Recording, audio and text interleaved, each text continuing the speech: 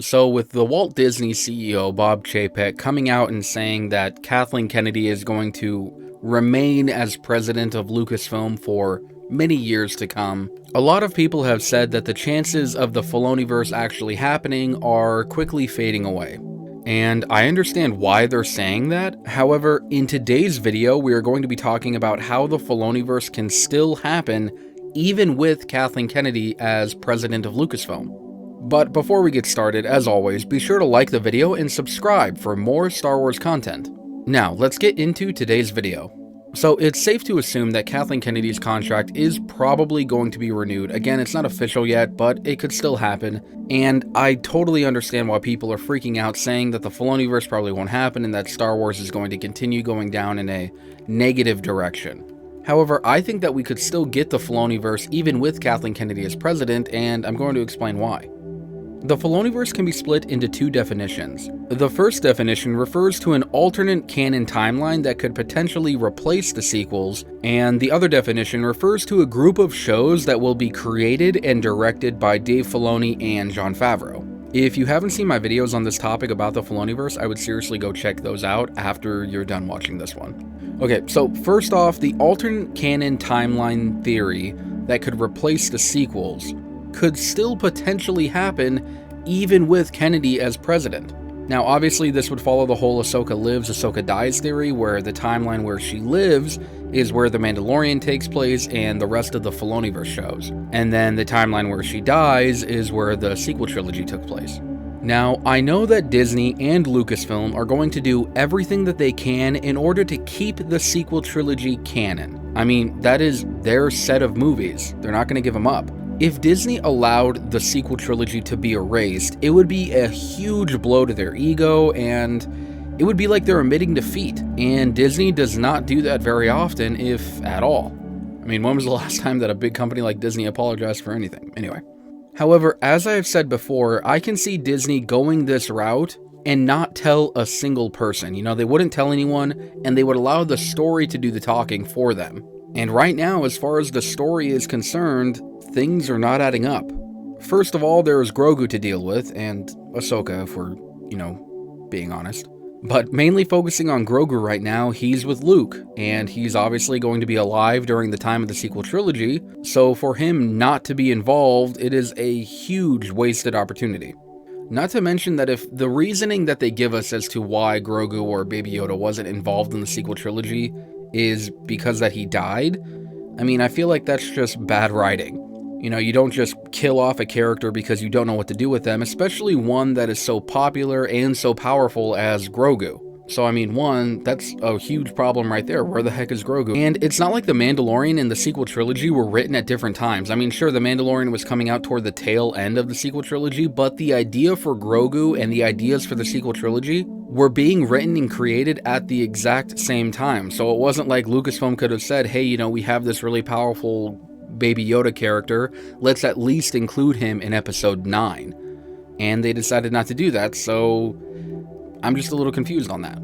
Not to mention that they didn't include Ahsoka either, but that's another story. Anyway, another problem, and a big problem, is Luke Skywalker. I loved seeing him in The Mandalorian. I mean, this scene was just amazing, and in that moment, I was loving every bit of it.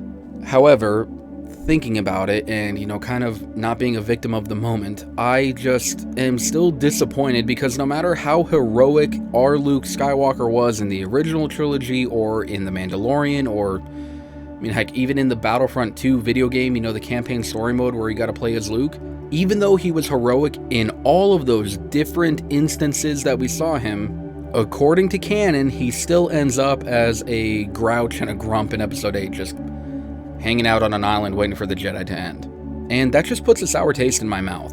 I mean, I love Luke Skywalker. He's by far one of my favorite characters, and I love seeing him in those heroic moments, but it's just kind of like, I know where he ends up, and it's not a heroic end in a real way. I mean, he lets the galaxy just tear itself apart, and I don't think that Luke would do that. But, in all honesty, it doesn't matter what I, or even the rest of us as fans, what we think about Luke really doesn't matter. What does matter, however, is that Jon Favreau does not like the way that Luke was treated in the sequel trilogy. And with him being the lead creative mind behind the Filoniverse and all those other shows, it is entirely possible that he will do everything in his power to redeem this character, including, and possibly, rewriting a separate timeline for him. Now, I have another theory about this, but we'll get into that maybe in a different video. It's going to be good. Not to mention that having this alternate theory timeline, would open up 2 avenues for storytelling. And the more Star Wars content that we get, the better. More Star Wars is always a good thing, and this would of course satisfy all the fans. The sequel fans would be able to follow that timeline where, the sequels take place, and those who hate the sequels would follow the alternate timeline, where the Mandalorian and Grogu and all that stuff is, and then those in the middle could follow both. It would also allow them to release more movies to the public, which is good news for Disney because that just means more money. And this could totally take Star Wars into a brand new direction. But the chances of this happening are, as I've said, slim. Just because it would be messy, and Star Wars has never really been about alternate timelines or anything like that, and I really don't see Disney doing anything like this because, again, I feel like it would be them admitting defeat. However, who knows, maybe things could change. Now, what I think is more likely to happen is that the Filoniverse will go in a direction that will just completely avoid the sequel trilogy. I have said it before in the past that I think that the Thrawn trilogy is going to be the thing that the Filoniverse focuses on. And that the Filoniverse with Thrawn and Ahsoka and, Din Djarin and Grogu, all of that stuff is going to take place or, really be focused in an unknown region of the galaxy. This would explain where Thrawn, Ahsoka, and Grogu are during the sequel trilogy and would also take the focus away from the sequels and put the emphasis on the characters from the Filoniverse and really kind of push that story and push that narrative and leave, episodes 7, 8, and 9 kind of in the past. This way Disney would also be able to tell 2 stories like I've talked about before. One would focus on the Filoniverse and the unknown regions, and that story could go any way they want because, they would have complete creative freedom at that point because you're in the unknown regions. And then they could also tell stories that would focus on the sequel timeline. And then us as the fans, we would have that option where we could watch both if we wanted to. We could pay attention to both of these storylines. We could pay attention to, one or the other. We could completely ignore one, completely ignore both of them. It's kind of like where we are with the High Republic right now. If you want to watch and listen to the High Republic, then you absolutely have that right, and you can go and enjoy everything that's good with the High Republic right now. And if you want to completely ignore it, then you don't have to watch it. The reason why it's different with the sequels is because the sequels directly affect everything within Star Wars, so I feel like they need to give the fans that option to kind of ignore or accept or anything like that. Honestly, if they really just want to move on from everything, they should just go focus on the Old Republic. I've said this a million times, I'll say it again. I want the Old Republic to happen, but still no sign of it whatsoever, and it is really annoying. Whatever. Anyway, I'm just hoping it happens before I die. That'd be great, right? Just on my deathbed, I finally get to see Darth Revan on the big screen. If only. I'm wishing upon a star, Disney. Make it happen. Now, I think that both of these options are probable, whether having an alternate timeline or not and just telling a completely different story. But in order for either of these to happen, something else needs to happen first, and it is more than likely, hopefully, going to. I feel like Disney knows that Kathleen Kennedy is dividing the fan base. Whether it's intentional or not, just her presence being there as the president is pushing some people away from the Star Wars brand, which isn't a good thing. You want as many people giving your product attention as you want. But I do feel like Disney is in a very difficult position because of the whole worldly situation right now that they find themselves in. So I feel like in order for Disney to have its cake and eat it too, that they are going to bring her back as president of Lucasfilm, and she'll remain the face, and in the public eye she'll be still seen as the president of Lucasfilm, but they will restructure her contract in a way so that she is not involved so much in the creative side of things.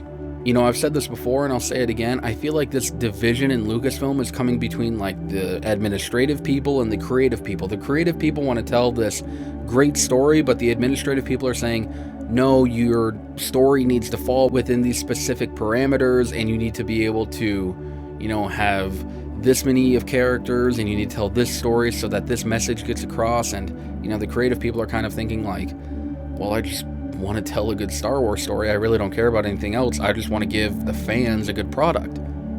And I feel like that's what we got with The Mandalorian. Kathleen Kennedy was not as involved in The Mandalorian as she was in other projects, and we got a great Star Wars product because the creators of that show were allowed to express their stories and their ideas freely and not worry about anything else, just giving us good Star Wars content.